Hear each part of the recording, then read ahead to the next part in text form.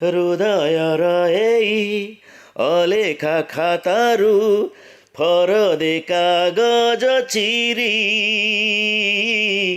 ବଢ଼େଇ ଦେଲି ମୁଁ ତୁମ ହାତେ ଆଜି ଲେଖିଦିଅ ଲେଖିଦିଅ ତୁମ ନାଁ ହେ ପ୍ରିୟା ହେ ପ୍ରିୟା ହେ ପ୍ରିୟା ହେ ପ୍ରିୟା।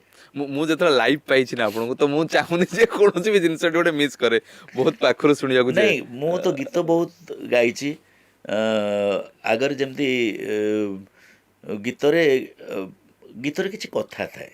ହଁ ହେଁ? ଭାବ ଭାବ କଥା ହଁ ଆଚ୍ଛା ଓକେ କଥାଟା ନଥିଲେ ଗୀତର ମଜା ନାହିଁ। ହୁଁ ସେମିତି ମୁଁ ବହୁତ ଗୀତ ଗାଇ ଦେଇଛି ମୋ ପାଖରେ ବର୍ତ୍ତମାନ ବହୁତ କଥା ଅଛି ହୁଁ ଯୋଉଗୁଡ଼ାକି କଥା ଗୁଡ଼ା ଗୀତ ଭଳି ଲାଗିବ। ହୁଁ ଆଗରେ ଗୀତ ଗୁଡ଼ା କଥା ଲାଗୁଥିଲା ଏବେ କଥା ଗୁଡ଼ା ଗୀତ ଲାଗୁଛି। ନାଇଁ ମୁଁ ଆପଣଙ୍କର ସୋସିଆଲ ମିଡ଼ିଆ ଦେଖୁଥିଲି ଆ, ଆପଣ ପ୍ରତ୍ୟେକଟି ବିଷୟରେ କିଛି ନା କିଛି ଲେଖନ୍ତି। ହଁ ନିହାତି ହୁଁ କଳାକାରଟା ଗୋଟେ ମଣିଷ ଯାହା ବି ହେଲେ ହୁଁ ମଣିଷ ଗୋଟେ ସମାଜରେ ରହିଛି ସମାଜ ରହିଛି ତାର